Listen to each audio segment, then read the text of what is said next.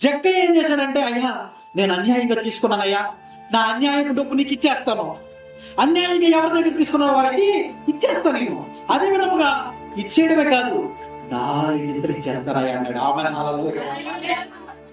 తాను లాభం పొందాడు కదా ఇన్ని రోజులు, ఆ లాభాన్ని కూడా తృప్తి చేశాడు క్రీస్తు కోసం. ఆ లాభాన్ని పెంటతో ఇచ్చుకున్నాడు. ఆ లాభం పనికి మానదని తెలుసుకున్నాడు. అది దుర్మార్గంగా అక్రమంగా సంపాదించింది అనుకున్నాడు. కాబట్టి విడిచిపెట్టేశాడు.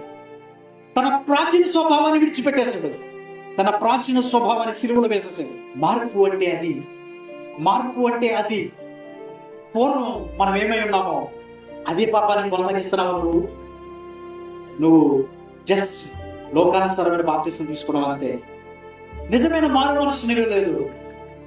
నువ్వు ఇంకాను ఇతరుల విషయంలో దయగా లేవేమో. నువ్వు ఇంకాను దూషకుడుగాను, అధిక వడ్డీతో వ్యాపారం చేసేవాడుగాను, ఇతరులు గాయపరిచేవాడుగా ఉంటే నీలో నిజమైన మారు మనసు లేదు. అలా ఉన్నట్లయితే దేవుడి రాజ్యాన్ని మనము చూడలేమంట. అలా ఉంటే దేవుడి రాజ్యానికి మన వారసులము కాలేమంట. నేను చెప్పేది కాదు, పరిశుద్ధాత్మ దేవుడు మనకు బోధిస్తున్నాడు. జక్కయ్య ఎవరు అంటే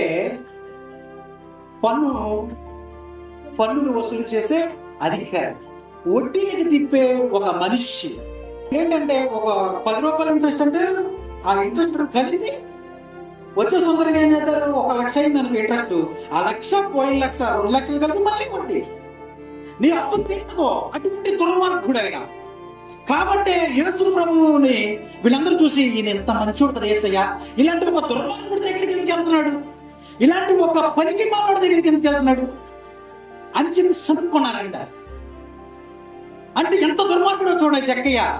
జక్కయ్య జీవితం అది దుర్మార్గమైనది. జక్కయ్య జీవితం అది పాపిష్టి జీవితం. అది మనుషులను నాశనం చేసేవాడు ఆయన. ఆస్తులు అపహరించేవాడు. కుటుంబంలో ఉన్న ఏ ఆస్తి మిగిలేదు కాదు ఆయన దగ్గర అప్పు తీసుకుంటే.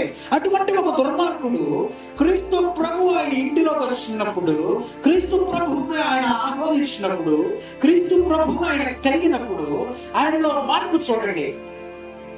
ఈరోజు నువ్వు క్రీస్తుని కలిగావు కదా, క్రీస్తును ఆహ్వానించావు కదా, నీ హృదయంలో క్రీస్తు ఉన్నాడని మారు మనసు నిమిత్తం బాప్తిసం తీసుకున్నావు కదా, దేవుని సంఘంలోకి వచ్చి ఒప్పుకుంటున్నావు కదా. ఈరోజు మరి అదే క్రీస్తు ప్రభు కలిగిన నీవు జక్కయ్య వలె మారు మనసు పొందావా? జక్కయ్య పూర్వం ఏ పాపాన్ని చేసాడో ఆ పాపాన్ని విడిచిపెట్టడానికి ఇష్టపడుతున్నాడు. మరి నువ్వు విడిచిపెట్టడానికి ఇష్టపడుతున్నావా?